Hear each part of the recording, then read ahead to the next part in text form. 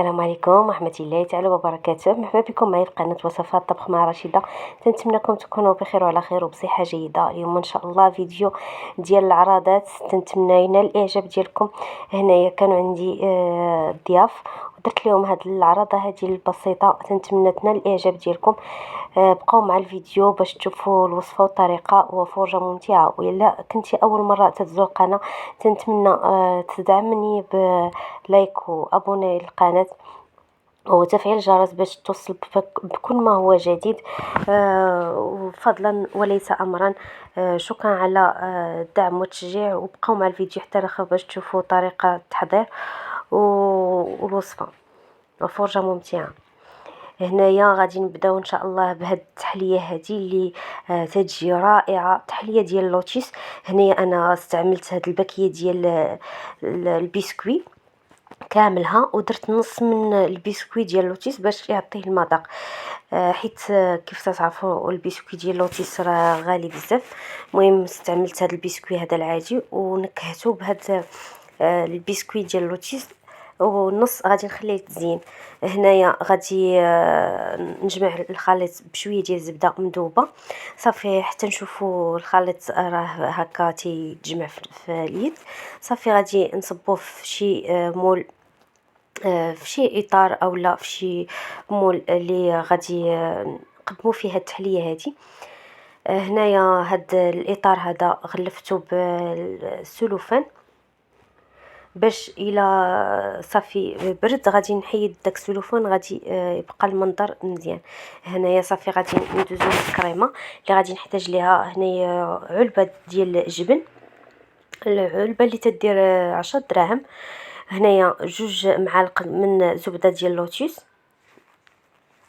صافي هنايا غادي نخلطو واحد شويه. هنايا ممكن تضيفوا الكريمه السائله، تقريبا نصف لتر من الكريمه السائله. انا هنا ما عنديش، درت هنايا كريم شونتي مع كاس ديال الحليب. من الاحسن ديروا الكريمه السائله. انا هنا درت هاد شونتي حتى هو راه تيجي زوين، بالكريمه تتجي احسن. صافي غادي نخلطوا هاد المكونات حتى تنحصلوا على واحد الكريمه اللي تكون متجانسه. نحاولوا اننا ما نطلعوهاش بزاف. وغادي نضيف عليهم واحد 2 كيسان ديال دانون بيرلي. هنا ما تصورش ليا المقطع فاش كنت تنكبهم، اللي تيكون كريمي. الا ما بغيتوش صافي خليوها غير هكا عيب جبن واللوتيس وزبده ديال اللوتيس والكريمه. غير هذا تعطيه واحد القوام كريمي تيجي زوين بزاف. صافي هنايا بعد ما طلعت هاد الكريمه هذه مزيان، غادي نشدو داك البسكوي بعد ما خرجناه من المجمد. هنايا دخلته المجمد باش يتماسك. صافي غادي نكب فوق منه ديك الكريمه، غادي نسرحها مزيان. غادي نغطيها بواحد البلاستيك غذائي وندخلها المجمد اولا الثلاجه ليله كامله اولا 8 ديال السوايع. مهم شحال ما بردات شحال ما جات هاد التحليه هذه بارده وزوينه وشاده في راسها. صافي هنايا غادي ندوزو بعد ما هنايا بردات. هنا راه بردات هنا حتى الغد ليه عدا. صافي حتى جاو الضياف عاد صافي بغيت نزينها. شوفوا كي تنحيد البلاستيك تنقطع من واحد الجهه وتنجر من الجوانب بجوج. صافي هنايا غادي نمسح الجوانب من داك الفائض ديال البسكوي. هنايا كنت نسيت غادي نزين الجوانب هما الاولين ومع الزربه. درت الكريمه هي الاولى من الفوق، راه دغيا تتبرد دغيا تتجمد. من الاحسن ديروها بواحد السرعه باش ما يبقاش لكم داك العيوب، حيت هاد الكريمه هذه تتكون بارده بزاف وتتكون متماسكه.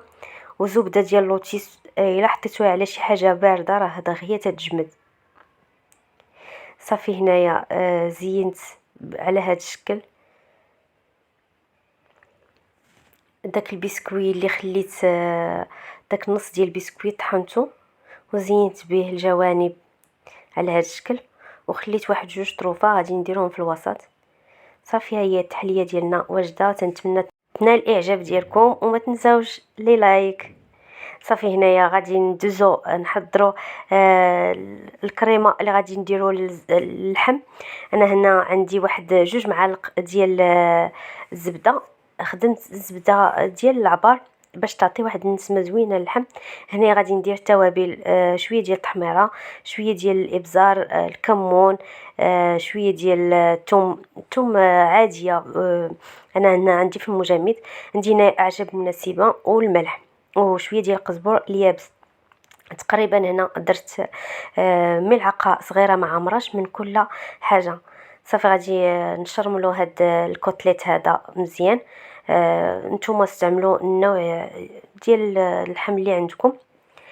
هنا انا عندي هاد الكوتليت هذا هو اللي غادي ندخل الفران. تيجي بنين بزاف وتيجي فتي وتيذوب بحال الزبده.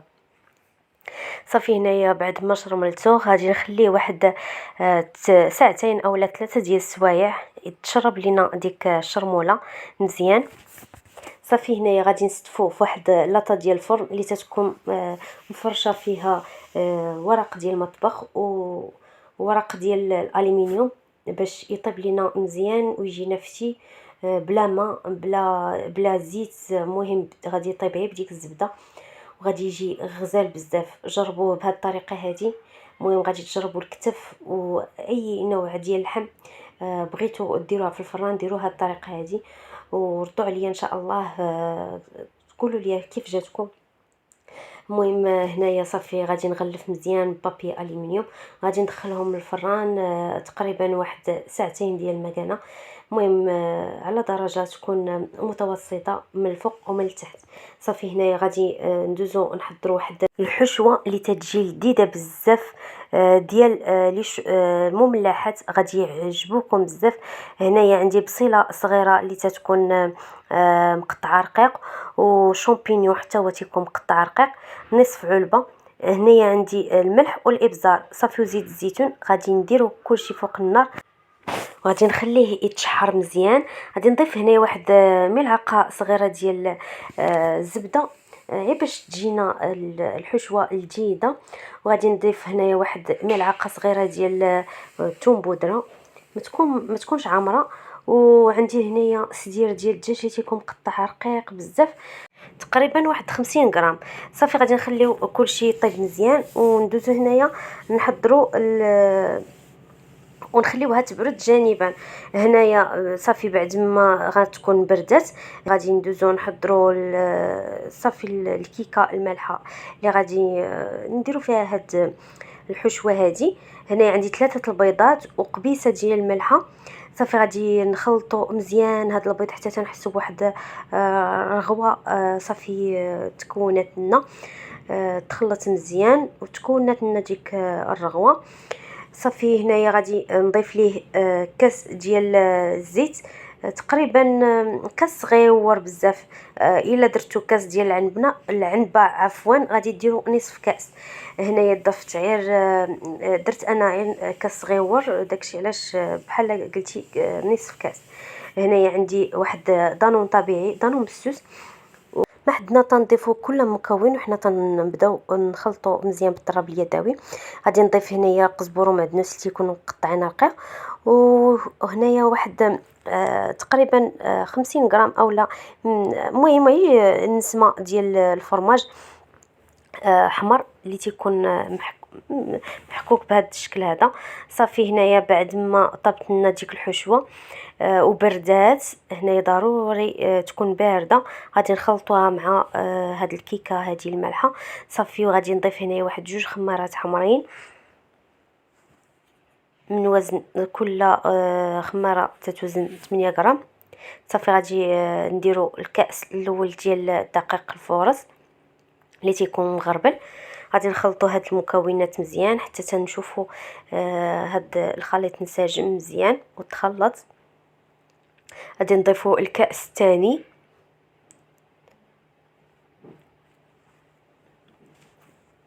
المهم الدقيق تيبقى عينكم ميزانكم على حسب الحجم ديال البيض. هنايا انا كان عندي البيض صغير، ودرت هنايا 2 كيسان ديال الدقيق، كيسان ما عامرينش.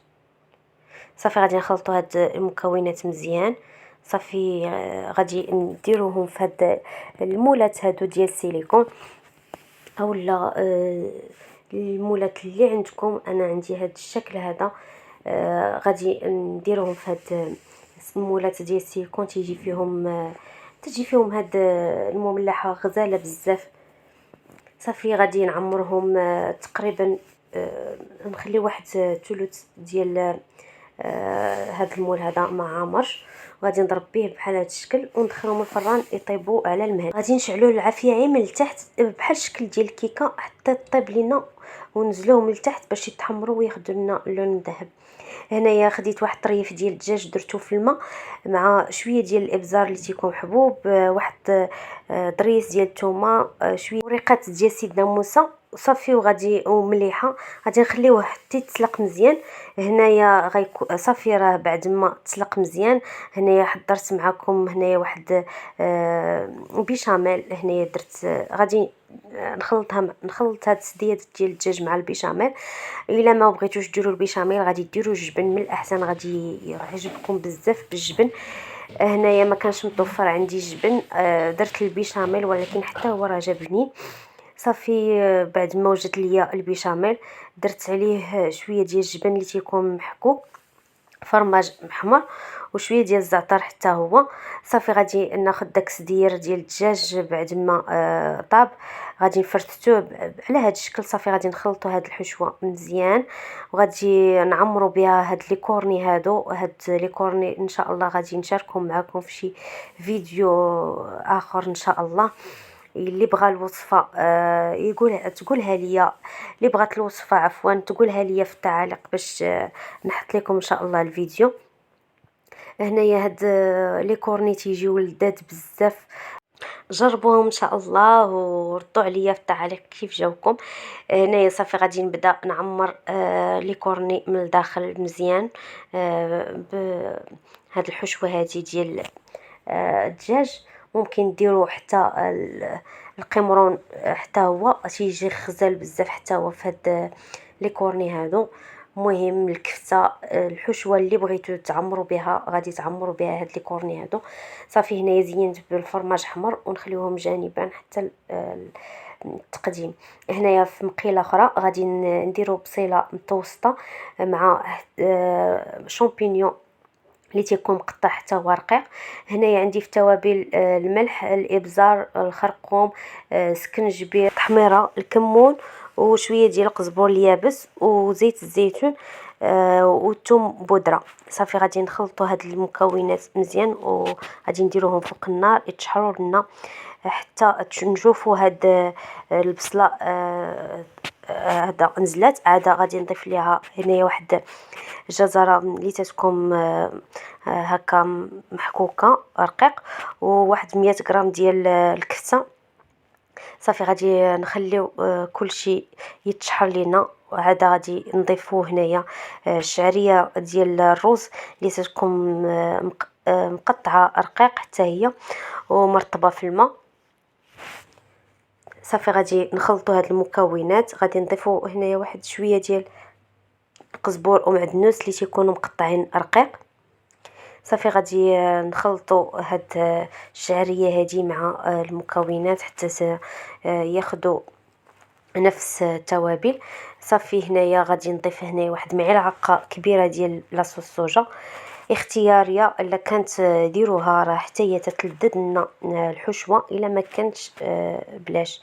صافي غادي نخليو كلشي يتشحر لينا ويطيب ونخليو هاد الحشوه هذه تبرد باش نعمروا بها البريوات. هنا الورقه غادي نقطعوها على هاد الشكل. راه الورقه راه تجي زوينه في المجمد، غير غطيوها مزيان بالبلاستيك غذائي راه ما تيوقع عليها والو. هذه راه كانت عندي في المجمد راه تتبقى حتى لشهرين 3 شهور راه ما تيوقع عليها والو، غير ما يدخلش ليها الهواء ديال الثلاجه. راه غادي تصبر معكم مده طويله. صافي هنايا غادي نشوف. هنايا نسيت ما ضفتش هنايا الفرماج احمر، الحشوه حتى بديت تنعمر، عاد تفكرت الفرماج احمر. صافي غادي نعمر دابا البريوات على هذا الشكل. صافي ونبداو نطويوهم. راه كلشي تعرف دابا تبارك الله يطوي البريوات. تبارك الله عليكم، راه كلشي ما شاء الله. المرأة المغربية راه حاذقة ما شاء الله. انا هنا تنهضر معي مع المبتدئات ما شاء الله عليهم، حتى هما راه اللي باغي شي حاجه راه غادي يوصل ليها ان شاء الله. اللي صاوب كل وحده اللي تيتمنى شي حاجه في خاطرو اللي يعطيها ليه. هنايا صافي البريوات راه غادي نسدهم هنايا بدقيق الفورص. وصافي نخليوهم في لاطا ديال الفران، ندهنوهم بالزيت وندخلوهم الفران يطيبوا ويتحمروا. هنايا غادي ندوزو واحد لاصوص اللي غادي لاصوص فينيغريت اللي غادي نخلطوا بها السلطه ديالنا. هنا خديت زيت ديال الطون. من الاحسن ديما الزيت ديال الطون ما تحيدوش. لتزو به لي سلطه ديالكم، راه غزال بزاف. درتو فواحد الزلافه. درت جوج ديال العلب. هنايا صفيت ليهم الزيت ديالهم، درتهم فواحد الزليفه. درت زيت الزيتون والخل، تقريبا نصف كاس من كل حاجه. هنايا غادي نديرو شويه ديال ملعقه صغيره ديال الابزار، ملعقه صغيره ديال الملح. المهم نتوما راه تتحكموا على حسب تقريبا الكميه ديال السلطه اللي عندكم. غادي نديرو واحد الضريس ديال الثومه اللي تيكون محكوك. صافي نخلطوا مزيان المكونات ونخليهم جانبا. هنايا عندي السلطه الاولى ديال الابلي اللي غادي ندير فيها هنايا ابلي بعد ما سلقته واحد 8 ديال الدقائق وصفيته من الماء وخليته برد مزيان. هنايا ضفت ليه هنايا واحد شويه ديال الاناناس، شويه ديال الابلي، قزبور ومعدنوس، داك الطون اللي دوك جوج علب ديال الطون. وهنا غادي نخلطوا جميع المكونات بالمايونيز وغادي نديروا ديك لاصوص فينيغريت. هنايا البطاطا بعد ما حتى سلقناها، هنايا صفيتها من الماء وخليتها جانبا. ضفت لها هنايا علبه من الطون وشويه ديال القزبر ومعدنوس وديك لاصوص فينيغريت. وغادي نضيف عليها هنايا شويه ديال المايس. ممكن تضيفوا هنايا حتى شويه ديال البصله حتى هي راه تتواتى مزيان مع هاد البطاطا هادي، اولا ضيفوا لا دانج فيمي الا كان متوفر. صافي غادي نخلطوها حتى هي مزيان ونخليوها جانبا. هنايا غادي نضيفوا حتى الجزر، نفس المكونات لاصوص فينيغريت وشويه ديال القزبر ومعدنوس ونخلطوا ونحطوه حتى هو جانبا. بالنسبه للباربه حتى هي غادي نضيف ليها هنايا شويه ديال البصله اللي تتكون مقطعه رقيق وشويه ديال القزبر ومعدنوس وديك لاصوص حتى هي ديال لاصوص فينيغريت. صافي نخلطوا جميع المكونات ونخليوهم جانبا. بالنسبه للوبيا حتى هي بعد ما حتى هي فورتها، هاد لي سلطات كلهم راه فورتهم. بالنسبه للباربه بوحدها هي اللي خليت جانبا في كاسرونه، هي اللي سلقت بوحدها.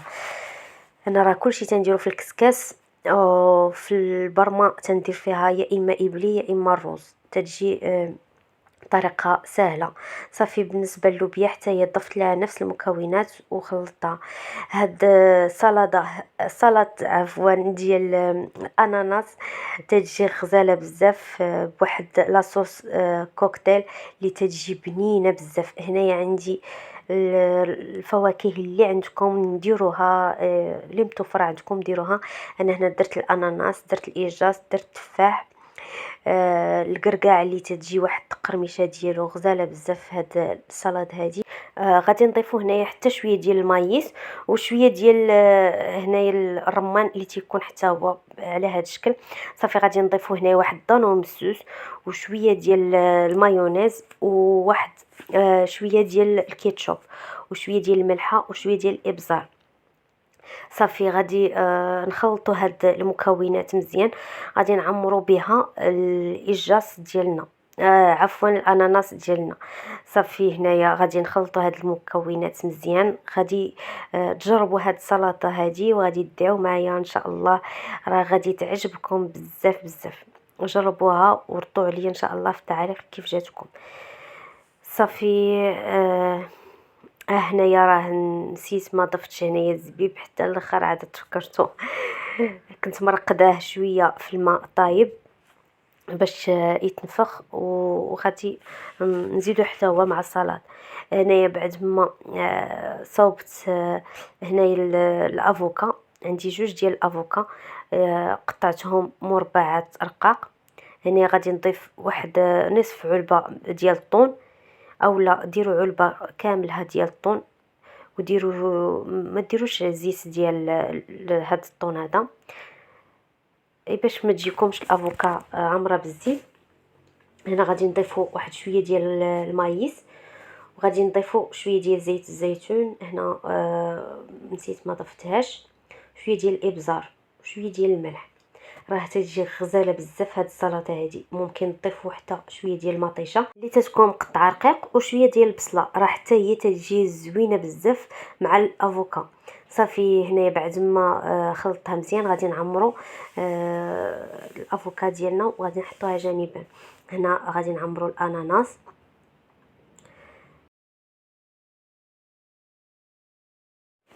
صافي هنايا درت الابلي في هاد واحد المول بيضاوي، ودرتو على هاد الشكل هذا. هنايا زينته من الفوق بواحد شويه ديال المايونيز وشويه ديال هنايا الجبن اللي تيكون محكوك، فرماج احمر اللي تيكون محكوك. المهم التزيين تيبقى كل واحد والتزيين ديالو. هنايا صافي فرشت الصحن ديال التقديم شويه ديال الخس، بعد ما رقدته مزيان في شويه ديال الخل، الماء والخل. صافي هنايا غادي نزينو بهذه الطريقه هذه. هنا درت في الجوانب الاناناس، هنا درت البطاطا، خيزو. المهم التزيين تيبقى كل وحده والتزيين ديالها، كل وحده تبارك الله عليها وكيفاش تتبدع في الصحن ديال التقديم ديالها. هنا غادي نضيفوا اللوبيا، راه ديك الثومه تجي زوينه بزاف في السلطه.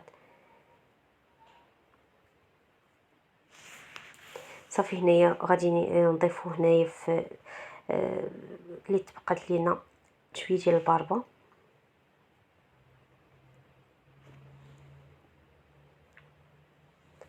المهم في الوسط راه ضروري غادي ندير واحد الزليفه باش ندير فوق منها صحن ديال التقديم ديال الابلي. هنايا الجوانب ديال الصحن غادي نزينو بواحد قطع هنايا ديال طوماط سويس اللي تكون مقطعه على النصف.